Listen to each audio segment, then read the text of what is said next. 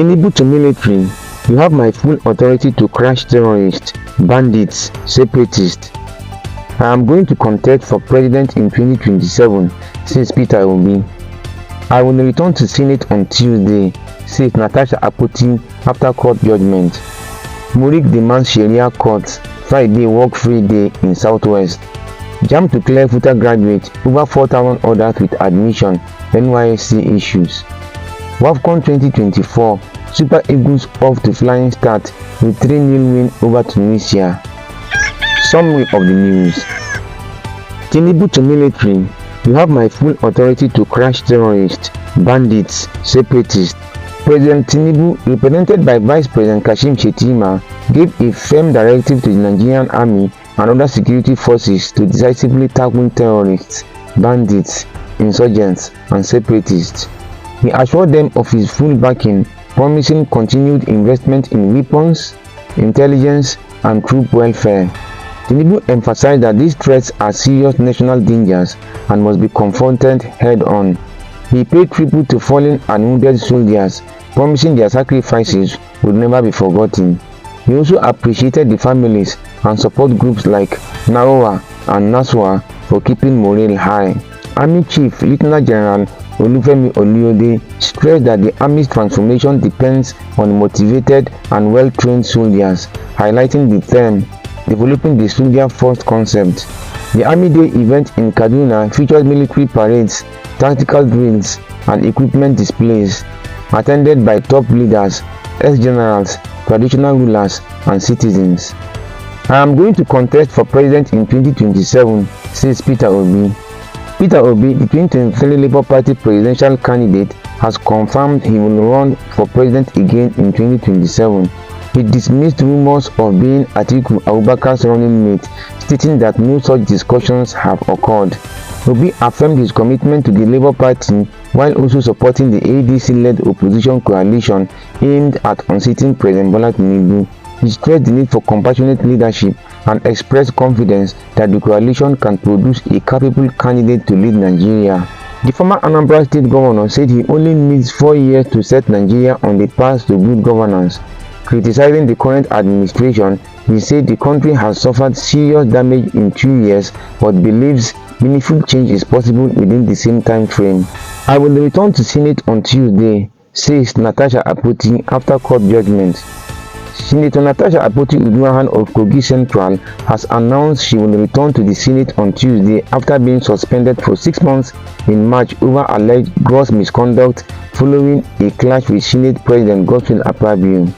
The Senate based the suspension on a report from its Ethics and Privileges Committee. Akpoti challenged the suspension in court. In its ruling, the Federal High Court in Abuja upheld the Senate's power to suspend members but faulted the 6-month duration as excessive. Justice Binta Nyako noted that the suspension deprived her constituents of representation for nearly an entire legislative session and urged the Senate to reconsider. While the court ruled partially in her favor, Akpoti was fined 5 million naira for violating a previous court order by posting a satirical apology to Akpabio on Facebook. She welcomed the judgment as a victory and said she looks forward to resuming her legislative duties. MURIC demands Sharia courts, Friday work-free day in Southwest. Professor Ishaq Akintola and the Muslim Ummah of Southwest Nigeria, MUSWEN, have called for reform to address religious imbalances in Nigeria. Akintola criticized the current weekend structure, which he says favors Christians, and demanded Friday be officially recognized as a weekend day for Muslims. He noted that out of Nigeria's 8 national holidays, 5 favor Christians and only 3 are for Muslims. He also advocated for the Islamic New Year to be a national holiday and for Islamic nikah marriages to have the same legal recognition as Christian marriages. Muslim further called for the establishment of Sharia courts and courts dedicated to Islamic finance. In response, Deputy Senate President Senator Jibrin Barau, represented by Senator Opayemi Bamidele, assured that all demands will be reviewed by the National Assembly. Various groups, including youth and women's organizations, also made submissions at the Lagos public hearing. WAFCON 2024, Super Falcons off to flying start with 3-0 win over Tunisia.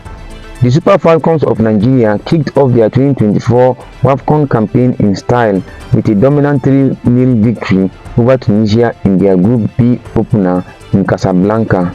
The Super Falcons of Nigeria kicked off their 2024 WAFCON campaign in style with a dominant 3-0 victory over Tunisia in their Group B opener in Casablanca. Asisat Oshoala opened the scoring in the 4th minute with a header from a Nusala Babangida cross.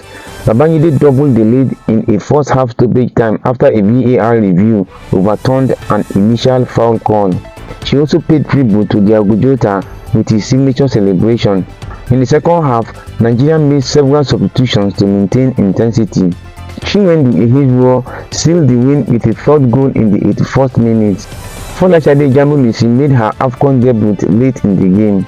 Nigeria now leads Group B and heads into their next match against Botswana full of confidence. JAMB to clear FUTA graduate over 4,000 others with admission NYSC issues. The Joint Admissions and Matriculation Board JAMB is set to clear 4,845 candidates, including Jamiu Basola, a graduate of FUTA, who were previously flagged due to issues with their admission records, preventing them from registering for the NYSC.